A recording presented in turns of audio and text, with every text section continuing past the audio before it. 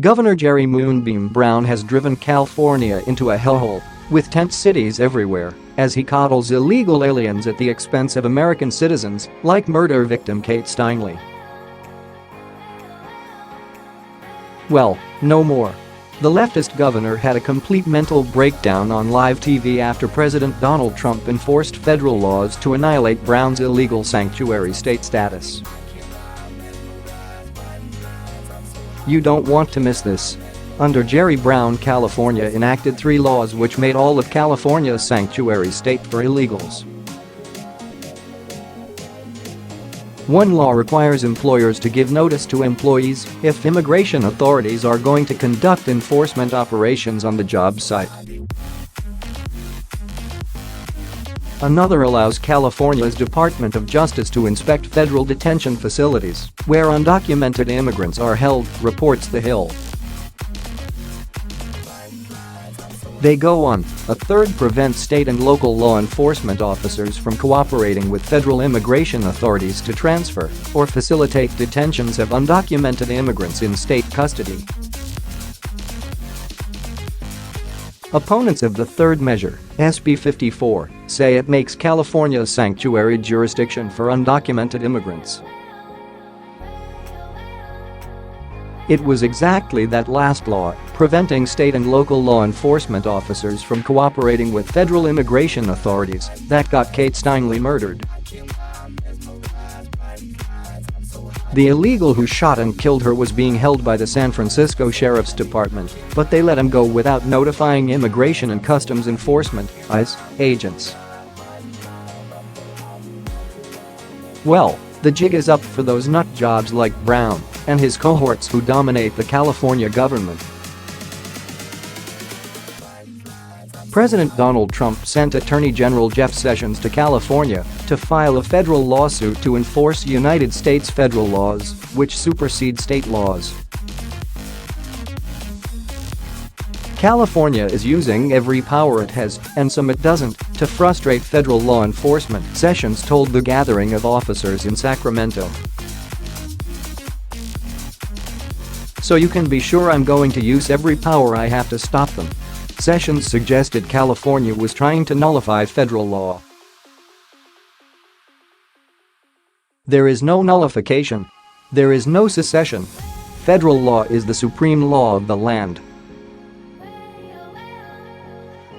I would invite any doubters to go to Gettysburg, to the tombstones of John C. Calhoun and Abraham Lincoln. This matter has been settled, Sessions said.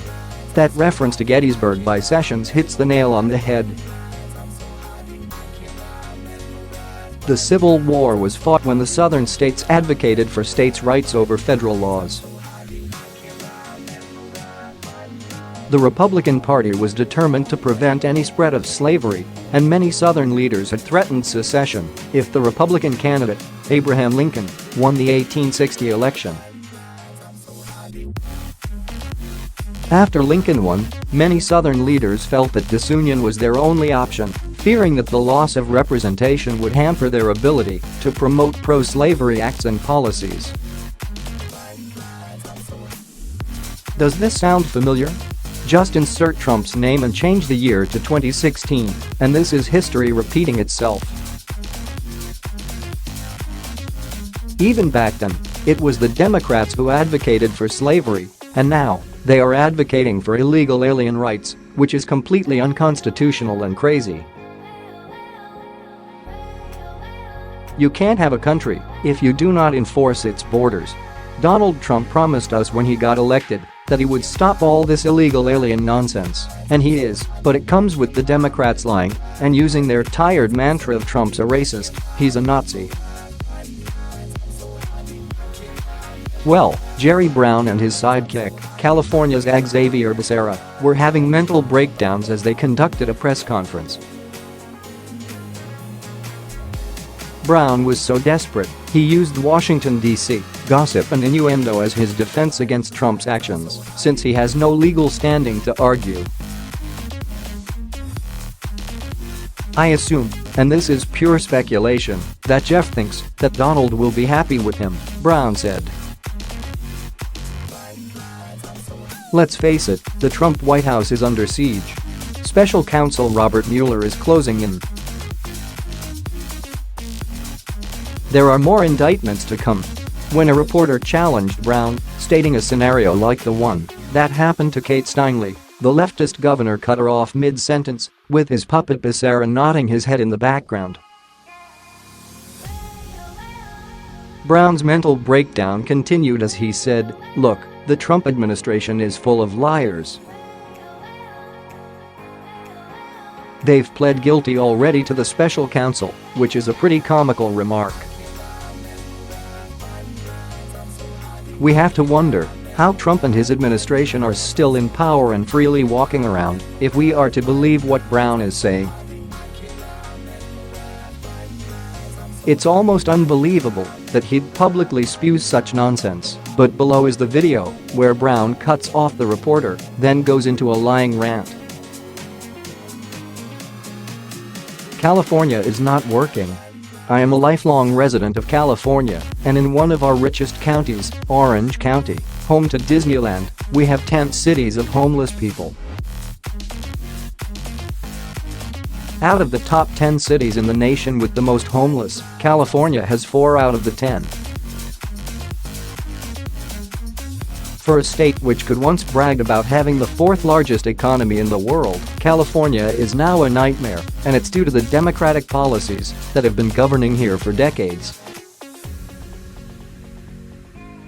An average starter home with 1,300 square feet located 30 minutes from downtown Los Angeles sells for just under $600,000.